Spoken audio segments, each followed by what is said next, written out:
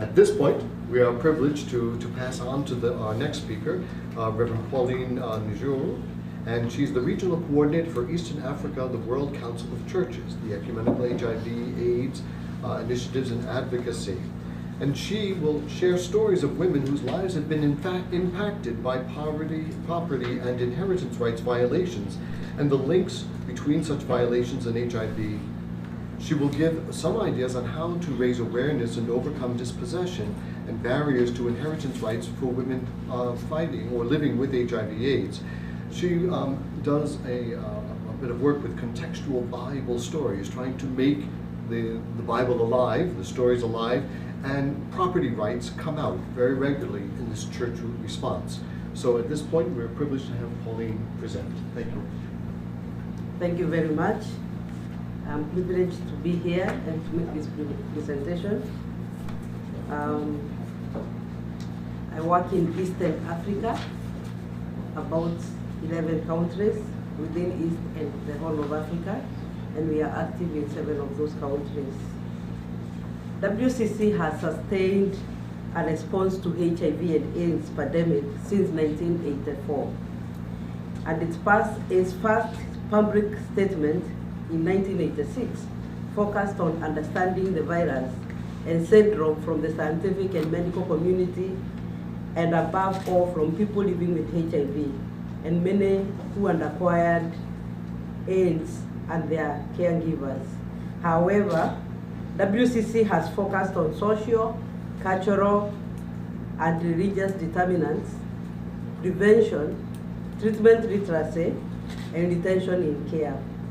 Unfortunately, we see that gender norms, harmful cultural practices, sexual and gender-based violence, stigma, and economic disparities remain formidable drivers of HIV pandemic.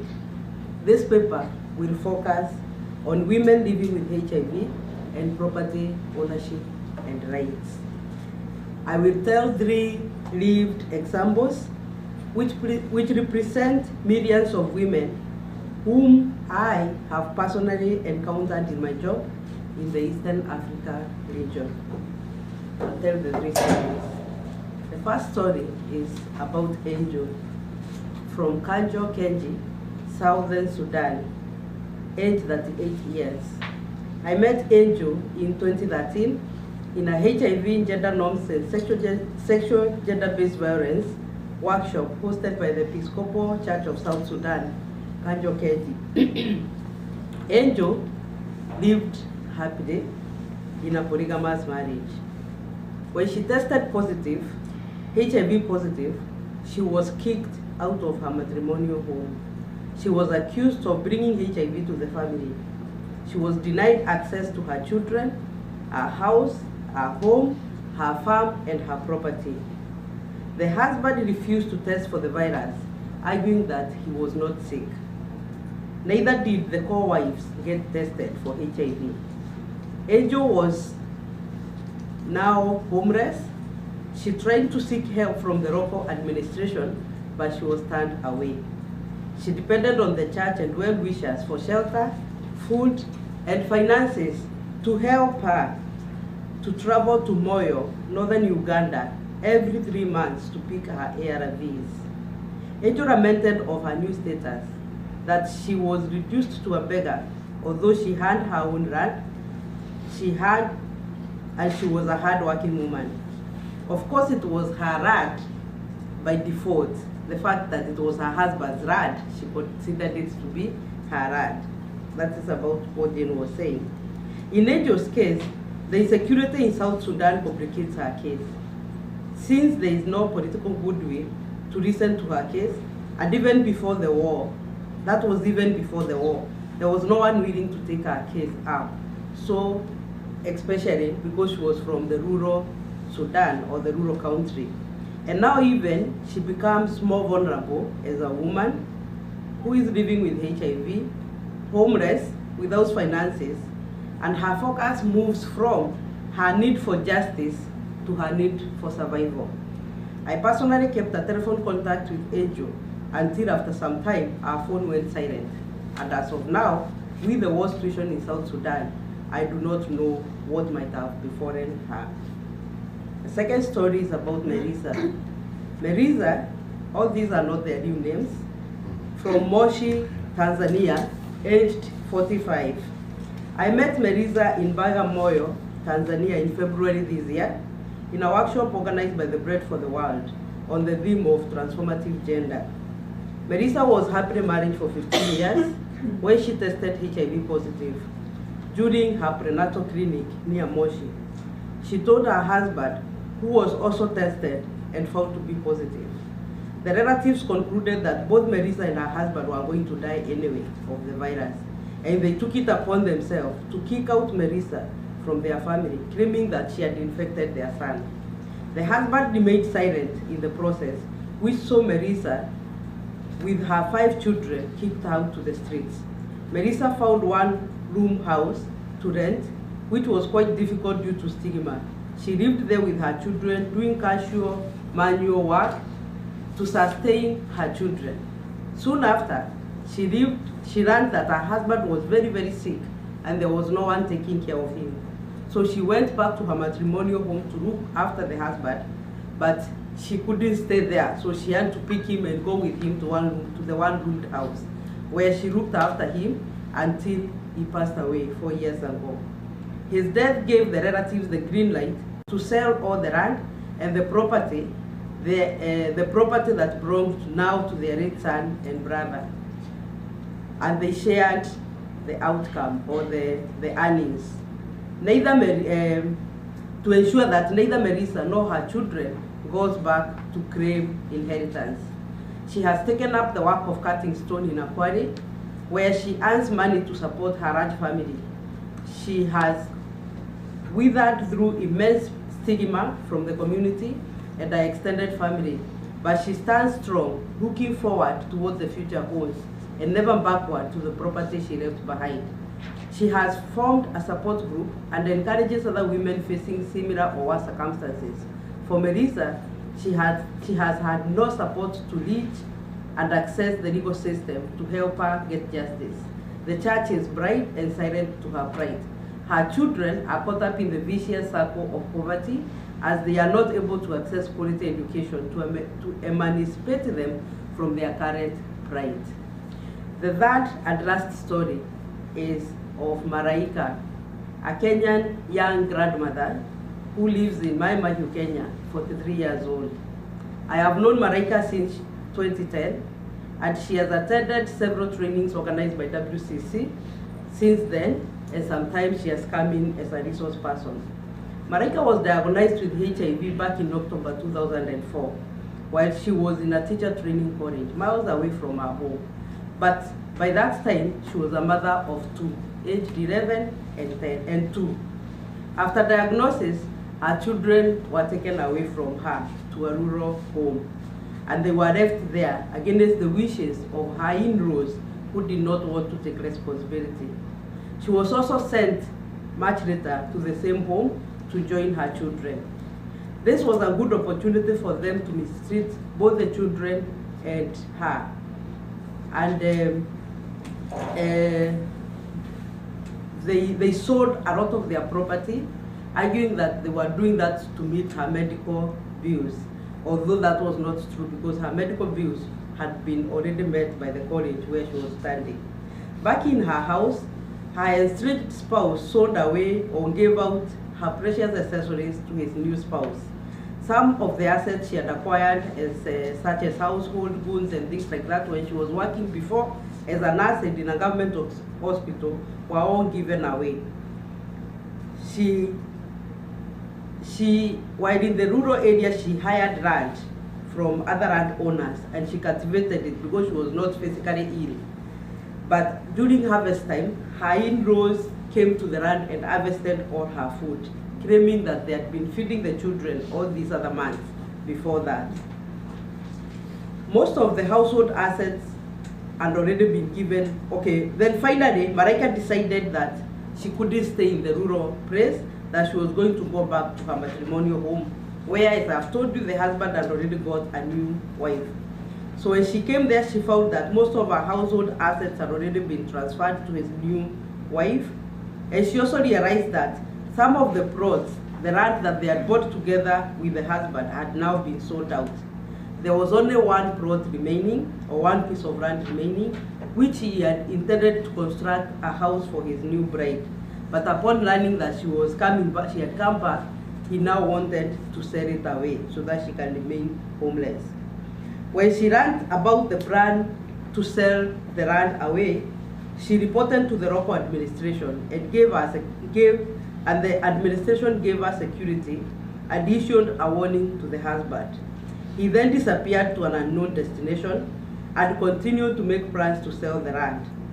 One day, the buyers came to the land and found Maraika. And when they heard her story, they refused to buy the land. They instead assisted her to put a legal sanction against the sale of the land. And this may have been because they felt she was quite knowledgeable, and they might have also felt they would lose their money if they went ahead to buy the land. In her own words, Maraika says, "I am still living in my land, applying the skills, talents, lessons, and experiences to help other people out there who are faced with similar or worse situations, reminding them that with God's plan for everyone to have a future and a home and a hope, and also helping them to accept the situations they find themselves in, but being proactive and positive to make them better. By applying my faith, I have learned from World Council of Churches workshops on biblical characters like Zacchaeus from Luke 19, 1-10, climbing a sycamore tree to overcome his shortness, and saw Jesus surrounded by supportive friends. Strong quest for knowledge, information, and interventions, my life has been transformed from victim to victor. I interact with individuals, government offices, children, health stakeholders, well-wishers, organized groups in my community, churches and learning institutions, advocacy, lobbying groups, and healthy facilities." Those are the 3 stories I wanted to share from you. With you. I cannot share all the stories I have, but we can draw a few lessons from those.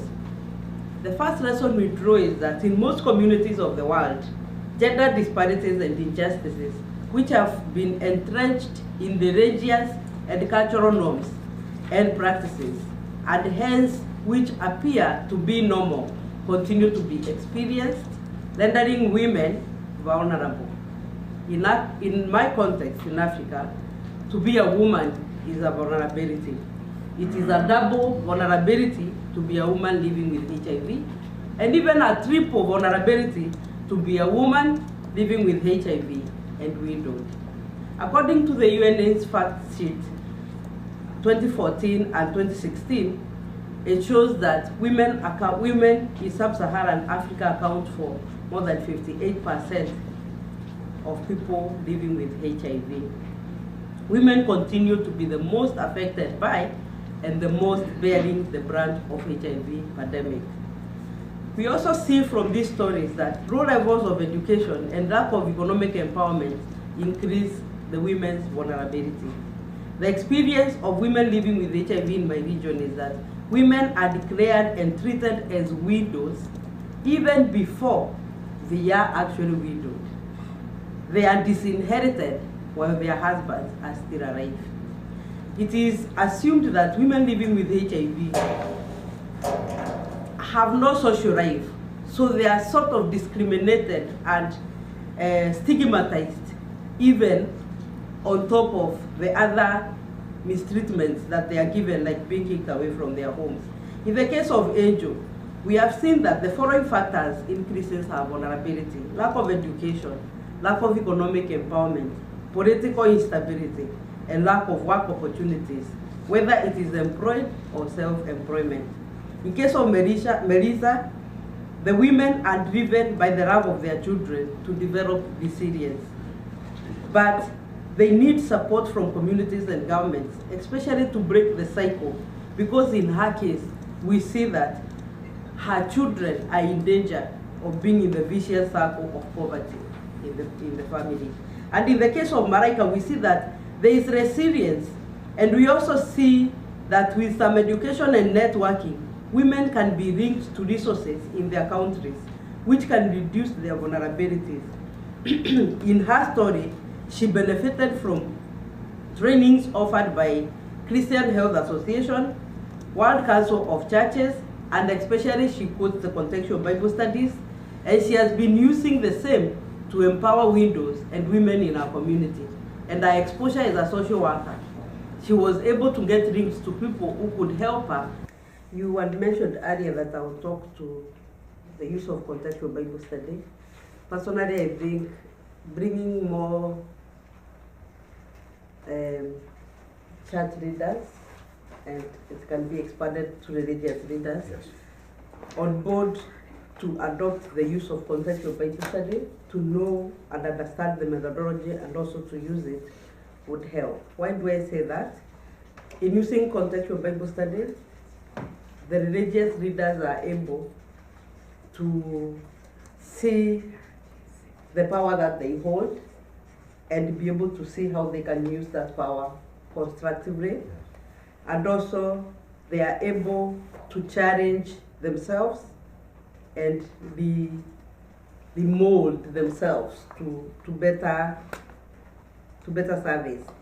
I would like to give the example of one of the contextual Bible studies we have used.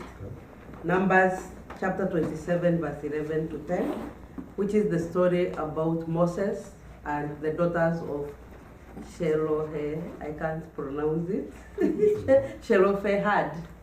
Yeah, the daughters whose father had died and their inheritance was being taken away because the elders said that the law said that the property should go to the men, and this man had no son. So their property, their father's property, was going to be taken by other people who were men because they were not men. And they went to Moses and challenged that.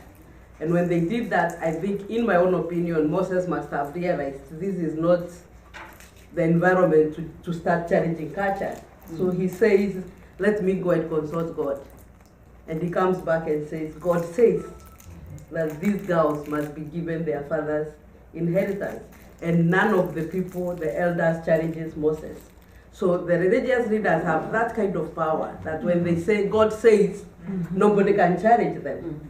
So in using contextual Bible study, it helps them to be able to hear more clearly the voice of God, because they are dealing with a new situation, with new people talking of their issues through the study of the scripture.